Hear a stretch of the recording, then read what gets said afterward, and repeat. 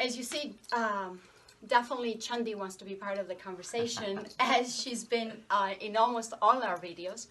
So what I want to kind of talk about is how Susan felt when she came here, because she has all these questions to ask Dennis as being here for the past couple of years, as a newbie in a sense, if we want to call I'm a that. newbie, and I'm one of those that was definitely called to come here. And I've had a lot of issues with Sedona because I thought I was living this wonderful, amazing life. And so to have to give up everything to move here was not the easiest thing for me to do. I now realize why I'm here, but it's taken me some time. So I'm just curious what your insight is into why people are called to be here. What is it that calls us? Oh, it's such a deep question. I'm very deep here. Let's break it down and talk about this unusual phenomenon that locals have in Sedona. So in the last video, we spoke about things that some of the many millions of people that visit Sedona experience, but we've got about 15,000 residents in Sedona, and I think the most fascinating thing I found in all my research is a striking number of people that moved to Sedona with no plan to ever come here at all. They came from other parts of the country or other parts of the world. Some of them left an awful lot behind to be here. And the number one thing that I noticed, or I should say the thing that turned me on to this, was something that I noticed my mother said about Sedona. When people would ask her about it, she said, it feels like home. Which is so interesting because being from New Jersey, it doesn't look like home. So we have this phenomenon of people saying it feels like home and feeling drawn here. That helps us understand that something special is going on in Sedona. Sure. But what is happening for each individual person? Well, we know it's not that we're all here for exactly the same career. I've been an outdoor guide for many years, which is distinct from what each of you do. I think that it has something to do with the fact that we're all on the spiritual path. Exactly. Something about Sedona seems to be facilitating the work we do, amplifying the work we do, keeping us focused on the work we do. What's your experience? Is it the magnetics? Like a magnet would always draw you somewhere. So is there a particular strong magnetic field here that tunes into us and says, hey, you got to come here?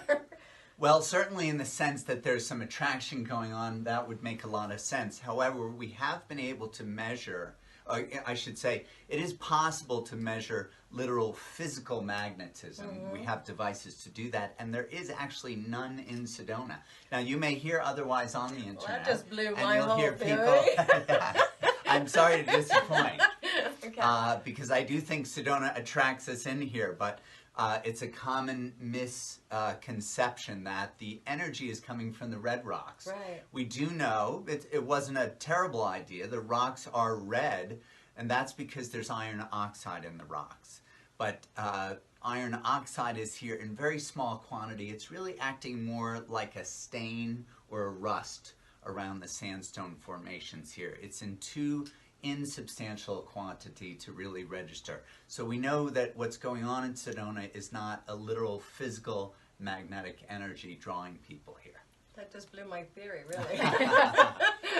So Well, then what is your sense? I think it's better to think of, it's a good question. So what is going on here? What is causing this? Well, my interest in this subject also stems from the fact that although I moved to Sedona many years ago, when I first got here, I wasn't guiding in Sedona. I didn't know Sedona very well at all. I was guiding to sacred sites around the world, to Tibet, to Everest in Nepal.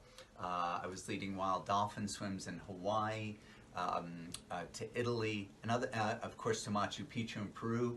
And what I started to notice amazingly was that my clients in those sacred sites around the world seem to be having similar phenomena to what we would see happening here in Sedona. And that's why I started to finally realize, hey, maybe I live in a sacred site too. Certainly people seem to have similar kinds of reactions.